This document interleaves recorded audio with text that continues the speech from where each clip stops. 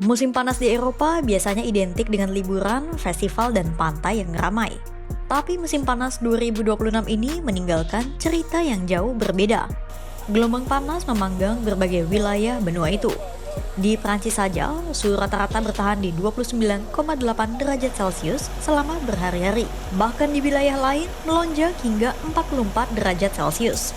Sejak 21 Juni 2026, lebih dari 1.300 jiwa dilaporkan melayang di berbagai negara Eropa karena gelombang panas ini. Lalu, apa yang sesungguhnya membakar benua ini?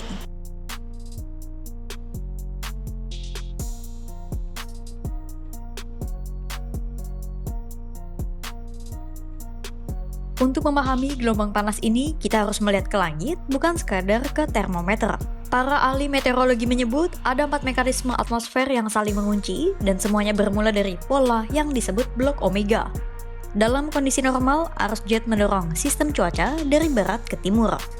Tapi saat blok omega terbentuk, aliran itu membelok dan memerangkap udara bertekanan tinggi di antara dua sistem bertekanan rendah.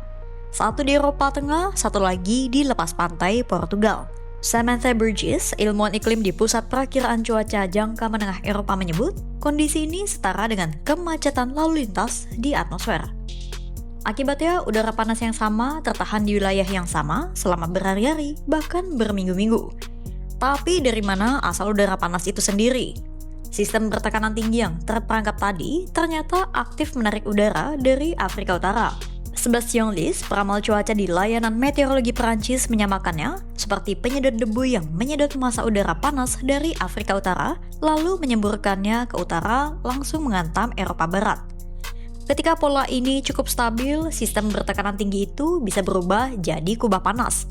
Bayangkan panci mendidih yang tertutup rapat, udara yang turun ke bawah tekanan memanas saat terkompresi, sementara panas di permukaan tak punya jalan keluar. Langit menjadi cerah tanpa awan dan siklus ini terus memperkuat dirinya sendiri. Will Lang, kepala ahli meteorologi di Met Office Inggris menyatakan, dalam kondisi yang tepat suhunya akan semakin panas. Namun ketiga mekanisme ini sebenarnya bukan hal baru di langit Eropa. Yang membuatnya berbeda hari ini adalah satu faktor terakhir, yaitu dunia yang semakin panas. Suhu rata-rata global kini sudah 1,25 derajat Celcius di atas era pra-industri. Laurie Parsons, dosen geografi manusia di Royal Holloway University of London menyebut, gelombang panas seperti ini kini sekitar 30 kali lebih mungkin terjadi. Peristiwa yang dulu hanya muncul sekali dalam 300 tahun, kini bisa terjadi lebih dari sekali dalam satu dekade. Blok omega membuka jalan, efek penyedot menarik panas dari Afrika, kubah panas mengunci di tempat, dan perubahan iklim ekstrim. Itulah 4 faktor penyebab gelombang panas ekstrim di Eropa.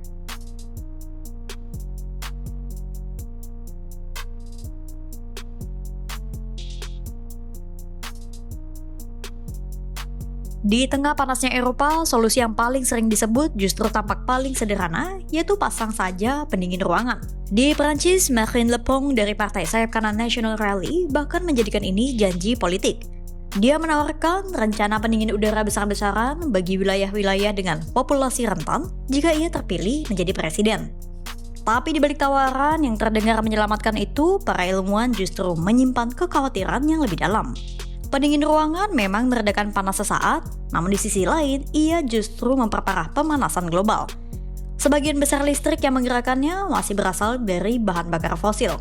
Program Lingkungan Perserikatan Bangsa-Bangsa atau UNEP memperkirakan sektor pendinginan akan menyumbang 10% dari total emisi gas rumah kaca dunia pada tahun 2050.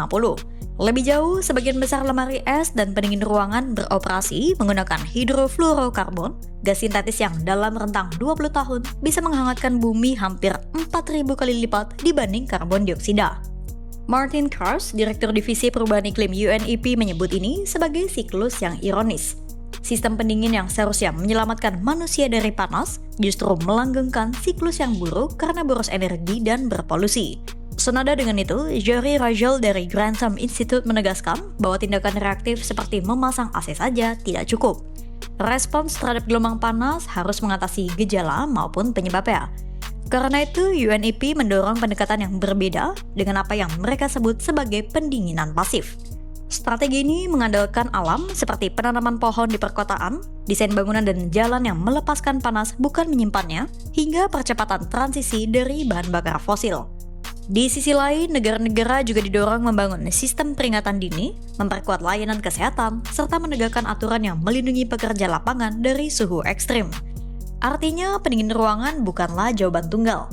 AC hanya meredam panas hari ini, sementara resikonya diwariskan untuk musim panas yang akan datang.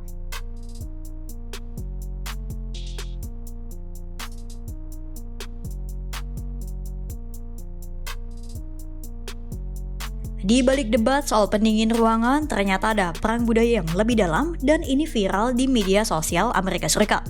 Penulis ekonomi Noah Smith sampai menyindir meminta orang Eropa segera pasang AC untuk menyelamatkan nyawa para lansia.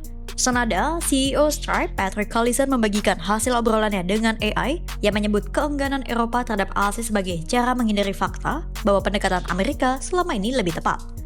Namun bagi warga Eropa, keengganan mereka memasang AC bukan soal teknologi yang tertinggal.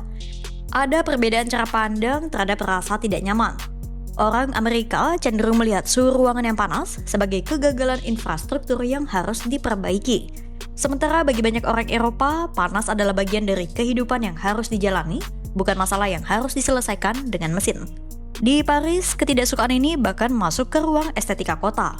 Pemasangan unit AC di jendela atau atap memerlukan izin khusus, terutama di kawasan bersejarah yang dilindungi. Bahkan menjemur pakaian di jendela pun termasuk pelanggaran hukum di kota ini. Bagi warga Paris, rumah-rumah tradisional mereka sudah dirancang untuk menahan panas sejak awal dengan tirai logam, jendela yang dibuka saat malam, dan rutinitas kecil yang diwariskan turun-temurun.